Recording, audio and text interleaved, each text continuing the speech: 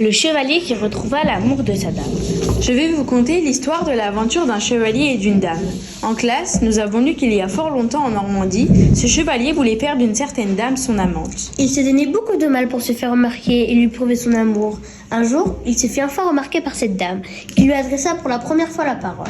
Elle savait que ce chevalier l'aimait. Elle lui demanda « Pourquoi devrais-je vous aimer alors que dans votre vie, vous n'avez jamais fait de acte de chevalerie qui aurait pu me plaire et justifier que je devais vous accorder mon amour ?»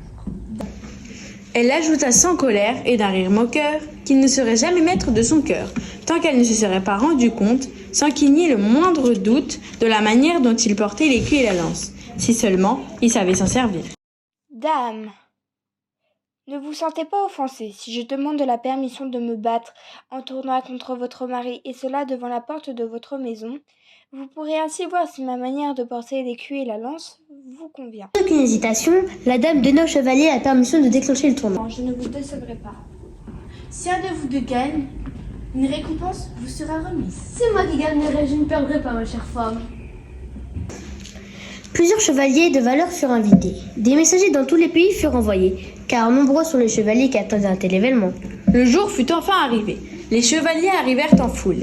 Si vous aviez vu ces nobles chevaliers fiers et intrépides se rassembler, au moment de prendre le départ, revêtir leurs revers et lancer leurs aumes. Chacun fut vite prêt. Les deux chevaliers qui étaient à l'origine du tournoi furent les premiers en place, armés sur leurs fougueux destriers, prêts à rompre les lances. Ils lâchent les rênes et prennent de la vitesse. Ils prennent appui sur leurs étriers avec panache. Les lances se brisent et volent en éclats. Ils ne s'épargnent rien. Le combat se poursuit à l'épée et chacun fait du mieux qu'il peut. Le chevalier qui avait provoqué le mari de la dame avait juré sur son âme qu'il voulait jouer avec lui. Quelles en sont les conséquences? Pour l'un et l'autre fait jaillir sa monture, plus rapide que la flèche parfaitement décrochée de l'arc. Monture tombe, ensemble à terre, quand la dame se rendit compte qu'il était arrivé malheur à son mari. D'un côté affligée et d'un autre assez satisfaite que son soupirant est aussi bien réussi. Le tournoi avait bien commencé pour tous, quand un événement tragique et malheureux les accabla.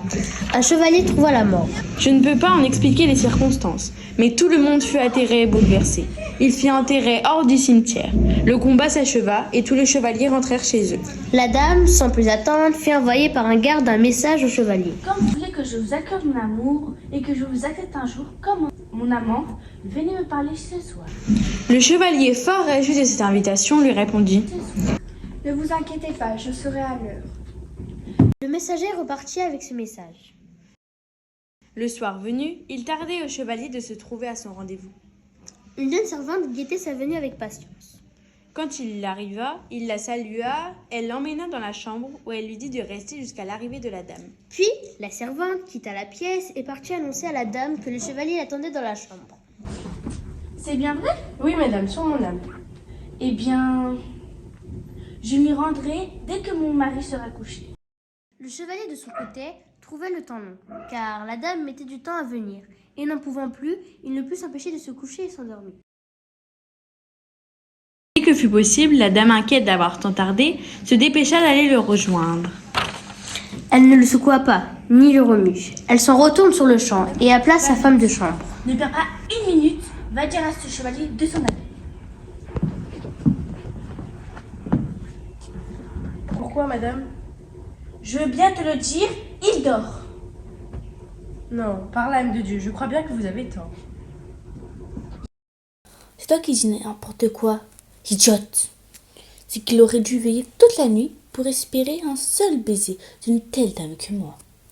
Et ce qui me chagrine, c'est que s'il m'aimait, il n'aurait jamais dû agir ainsi.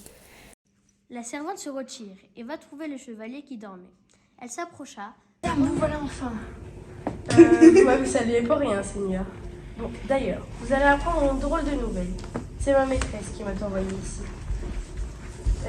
Elle est couchée à côté de son mari. Elle me charge de vous dire de ne plus avoir l'audace ou l'imprudence de vous trouver en aucun endroit où elle pourrait être présente. Quoi, mademoiselle? Mais pourquoi donc? Dites-le-moi. Vous dire, vous n'aurez pas dû vous endormir. Mon âme, j'ai mal agi, c'est vrai, mais je vous en prie de me donner la permission de me rendre où madame est couchée avec son mari. Bon, allez-y. Content de cette réponse, il se précipite dans la chambre, c'est qu'il n'y avait pas la gangrène aux jambes celui-là. Dans la chambre, une lampe brûlait. Le chevalier avance à tâtons et arrive près du lit où il se tient à une certaine distance. Le mari qui l'avait aperçu écarquille les yeux pour mieux voir. Qui êtes-vous? Qu'est-ce qui vous amène? Monseigneur, je suis une âme en peine, et mon âme ne sortira jamais d'ici, tant que cette dame ne m'aura pas pardonné. Et si elle le veut bien, une seule faute, une seule, que j'ai commise de mon vivant. Alors, si vous êtes irrité, fâché ou en colère envers ce chevalier, pardonnez-lui, je vous en conjure, que cette âme s'en aille d'ici. Par la foi que vous devez au Saint-Père, chevalier, d'où viennent la colère et la rancœur de cette dame envers vous? S'il vous plaît, ma chère femme, pardonnez-lui.